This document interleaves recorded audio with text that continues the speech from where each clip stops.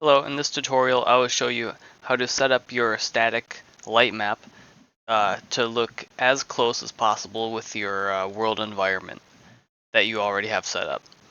Um, and that's without compromising the boost in FPS that you get from using a baked light map. This is especially good for indoor scenes because they tend to be extremely dark, and this process will brighten up the scene. So here's some examples. And this is what it looks like before doing any kind of baking, just using the world environment and the real-time lights. And this is what it looks like after just a normal static bake. As you can see, it's very dark, especially over here where it's pitch black in this hallway. And this is what it looks like after doing the baking and then using my technique. Alright, so the first step is to actually start baking your light maps. So you'll want to go to all the lights in your scene, select them all the ones that you want to get baked. Go here and then switch them to static. After that, you go to your models. The way I'm doing this is I have it all in one blend file. Like I have the whole map in one file, which maybe you don't want to do that. Maybe that's bad practice. I don't know, but it makes it really easy for me because you go here on all the meshes that you want to bake. Then just switch it to static light maps here in this import screen. You'll want to mess around with this value too. If you have the wrong value, it'll crash your computer. I think by default it's 0.1 and I switched to, I used 1 and that works for me. Now it's time to actually bake the light map. So you can adjust the settings as you like. Here you can adjust this if your computer is crashing. So turn it lower if you're having issues. Yeah, we'll bake it real quick. Alright, just finished baking, so here's what it looks like now. At this point you can turn off all of your lights in your scene, and you'll see your frame rate go up by maybe like 2 or even 3 times, kind of depending on what your scene looks like. But anyways, yeah, the issue here is that it's way too dark. Can't see anything. So essentially when we baked our light map, it saved all of the lights into a giant file. This EXR file right here. You will want to go and download GIMP if you don't have it already, or Photoshop, whatever works for you. And you want to open that file, in GIMP. So here it is. This is all the lights in the whole scene. What we're essentially going to do is manually paint onto here in order to increase the brightness. So you'll want to switch over to the pencil and then make sure you have full opacity, make sure your size is very large for your brush, and make sure you're using just this regular pixel. The first step that we're going to do is we're going to make all of the lights brighter. So we're not going to adjust any of the dark areas yet. We're just going to make the bright areas even brighter. So to do that, you switch this to multiply, and then for your color here, you want to set all these values to a little over 100. So 110 I'm doing. If you want your level to be like tinted a certain color, then like for example you want it a little more green, you'd set this a little higher.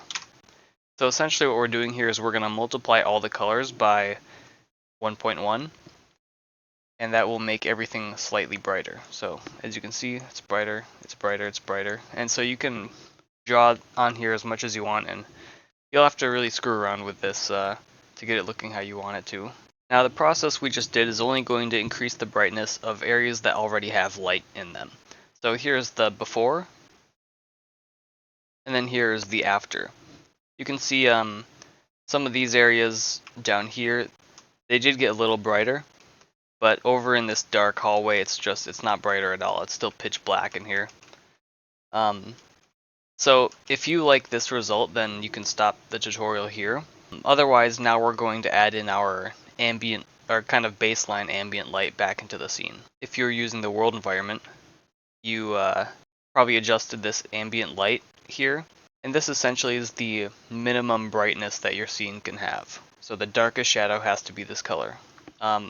It also can tint your scene whatever color you like, so we're also going to take that into account. So we'll go back into GIMP, and now you want your RGB value to be the same as your ambient light value. So I think mine was like, I think it was something like this, maybe. I don't know, close enough. And then you set this to addition, and you'll want to mess around with the opacity. The higher this opacity is, the more tinted to this color that your whole scene will be. Try like 8% around, and then you just color everything, just like that. We'll overwrite it, and then we'll see what this looks like now. Alright, you can see everything is slightly brighter now. Let's go in this dark hallway. You can actually see the walls in here now. You'll have to play around with the values there, screw around with it until you find something that you like. Now if you do this technique and you turn off all of your lights in order to get, that frame rate boost, you might notice that all of your enemies are now like pitch black. Like all the objects in your scene are going to be really dark. Essentially what I did is I added in a bunch of these. I added in just a couple of real-time lights, made them really huge, just a handful of them. And then I switched these lights so that they're not active on layer 1 here. And that's because the terrain is on layer 1, and I don't want these lights to light up the terrain. I only want them to light up the enemies. And then for all of these enemies, I went into their mesh. So I did the lazy option. So this is a class or a script that all of the enemies inherit from. So all I got to do is these 2 lines of code right here.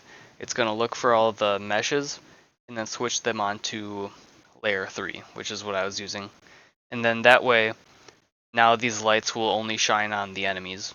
And so you'll keep most of the performance increases of doing the light map, while at the same time having actual lighting applied to the enemies too. It's kind of a crappy solution, but it's what I cobbled together. Maybe you can think of something better, I don't know. Now that about sums up the tutorial. Although one thing, I was using a little trick, in not this level, but in some of my levels, where I was putting lights inside of geometry, so there's a light in here. Oh, maybe you can't see it, I don't know. But there's a light in there. And essentially whenever I would change this scene, like in Blender, and then re-uploaded it to Godot, it would like cancel my light map. So if that happens to you, all you gotta do is go back here to your light map GI, click on this, quick load, and then just load in your light map again. But yeah, that's the tutorial. Thank you for watching.